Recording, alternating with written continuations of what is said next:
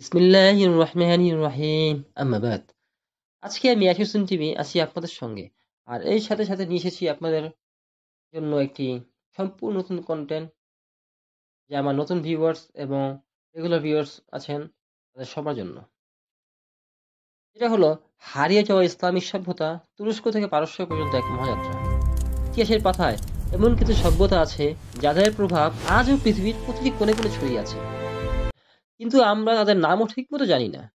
যা হলো ইসলামিক সভ্যতা, যা একসময় জ্ঞান, বিজ্ঞান, সংস্কৃতি, স্থাপত্য আর আত্মিকতার আলোয় বিশ্বকে আলোকিত করেছিল, আজ যেন সময়ের গহিনী হারিয়ে গেছে। আজ আমরা চলব সেই হারানো সোনালী যুগের সন্ধানে, তুরস্ক থেকে পারস্য পর্যন্ত এক বিস্ময়কর ইতিহাসের পথে।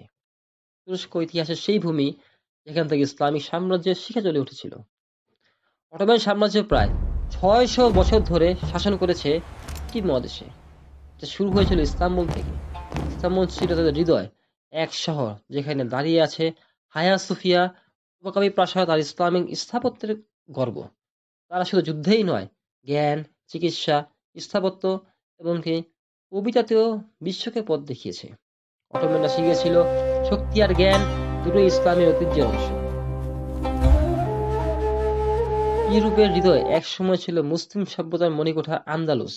আন্দালুস ছিল মুসলিম শাসিত ইউরোপের একটি অঞ্চল, যা মূলত বর্তমান স্পেন, পর্তুগাল এবং দক্ষিণ ফ্রান্সের কিছু অংশ পর্যন্ত বিস্তৃত ছিল। কর্ডোবা, গ্রানাডা, টলেডো এই শহরগুলো ছিল জ্ঞান আর বিজ্ঞানের রাজধানী। আলহামরা প্রাসাদের দেয়ালে আজও খোদাই করা আছে লা গালিবা ইল্লাল্লাহ, আল্লাহ ছাড়া কোনো বিজয়ী নেই। এখানে জন্ম নিয়েছিল সেই রেনেসাঁর বীজ, যেখান থেকে ইউরোপ আধুনিকতার আলো পেয়েছিল। কিন্তু আজ এই ইতিহাস আমরা ভুলে গেছি, আর তাদের অবদান ঢাকা পড়ে গেছে সময়ের ধুলোয়। ফ্রান্স সভ্যতা জানার আগে আপনারা ভিডিওটিকে একটি লাইক করে চ্যানেলটিকে সাবস্ক্রাইব করে দিন। ফ্রান্স লুকানো ইসলামিক সভ্যতা। ফ্রান্স আজকের আধুনিক ইউরোপের কেন্দ্র, কিন্তু তুমি কি জানো ফ্রান্সের মধ্যযুগীয় বাণিজ্য, স্থাপত্য আর সংস্কৃতিতে ছিল গভীর ইসলামিক ছোঁয়া। মুসলিম বণিকরা সিল্ক, সুগন্ধি আর জ্ঞানের আলো নিয়ে পৌঁছেছিল প্যারিস পর্যন্ত। ফরাসি ভাষায় এখনো বহু আরবি শব্দের ছাপ রয়ে গেছে। অথচ আজ অনেকেই জানে না ইউরোপের সাংস্কৃতিক উত্থানের পেছনে মুসলিমদের অদৃশ্য অবদান কতটা গভীর ছিল। পারস্য রহস্য, জ্ঞান আর আত্মীয়তার দেশ। এখানে জন্ম নিয়েছিল মহান সুফি কবি রুমি, হাফিজ ও ওমর খৈয়াম।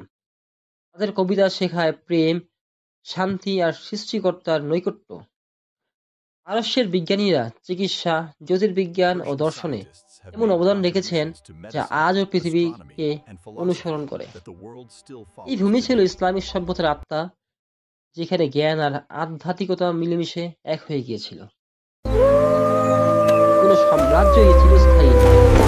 প্রথম বিশ্বযুদ্ধের পর অটোমান সাম্রাজ্যের পতনে ইসলামিক বিশ্বের রাজনৈতিক শক্তি ভেঙে পড়ে, খিলাফত বিলুপ্ত হয়, মানচিত্র বদলে যায়, মুসলিম জাতিগুলো টুকরো টুকরো হয়ে যায়।